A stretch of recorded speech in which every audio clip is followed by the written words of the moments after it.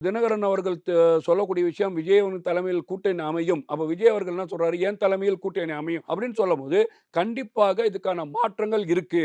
அந்த விஷயத்த தான் நம்ம வந்து பார்க்கணும். இல்ல பொறுத்திருந்து பாருங்கன்னு டிடிவி தினகரன் தொடர்ந்து சொல்லிட்டே இருக்காரு. என்ன வேணா நிகழும். அதே சமயத்துல அமமுக எங்க வந்து கூட்டணியில இருக்கோ, அந்த கூட்டணி தான் கண்டிப்பா ஆட்சிய பிடிக்கும் அப்டின்னும் சொல்றாரு. சார் அதுதான் சொல்றேன் சார். எடப்பாடி பழனிசாமி இன்னைக்கு அதிமுக ஒரு பெரிய பார்ட்டி. அதிமுக பெரிய எடப்பாடி பழனிசாமிய நம்பி எத்தன பேர் கூட்டணிக்கு வந்தாங்க? எத்தன கூட்டணி அமைத்தார்? எடப்பாடி பழனிசாமி அமைக்கக்கூடிய என்டிஏ கூட்டணியில எடப்பாடி பழனிசாமி முதலமைச்சரா? அண்ணாமலை முதலமைச்சரா? நயினார் நாகேந்திரன் முதலமைச்சரா? கூட்டணி அமைத்த அமித்ஷா இதுக்கு என்ன பதில் சொல்லியிருக்கிறார்? அப்ப தமிழ்நாட்டு அரங்கத்துல அதிமுக, திமுக இந்த ஆட்சி கட்டுல இருந்த அதிமுக எந்த அளவுல வந்து பாத்தீங்கன்னா கீழ இறங்கியிருக்கு.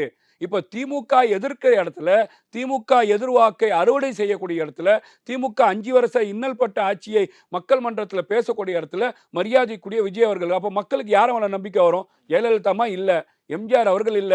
இந்த திமுகவை 13 வருஷம் வீட்டுக்கு அனுப்புனவர் எம்ஜிஆர். திமுகவை 11, 16 தொடர்ச்சியா 2 வாட்டி வீட்டுக்கு அனுப்பிச்சவங்க ஜெயலலிதா. அப்ப எதிர்க்கட்சியே செயல்படாத எதிர்க்கட்சியா இருக்கும்போது, இன்னைக்கு தமிழக வெற்றி கழகம் விஜய் அவர்கள் திமுகவ கேள்வி கேட்கிறார். திமுகவும் இவர வந்து பார்த்தீங்கன்னா, எதிரணியா பார்க்குது. அவங்க போடக்கூடிய மேடையில இவரை விமர்சிக்கிறாங்க. சட்டமன்றத்த விமர்சிக்கிறாங்க. இவர வந்து பார்த்தீங்கன்னா, கூட்டத்துக்கு போற விடுறதில்ல. இவங்களோட தொண்டர்கள வந்து அடக்குமுறை செய்றாங்க. திமுக மேடையில ஆபாசமாக இவர்களை வந்து பேசுறாங்க.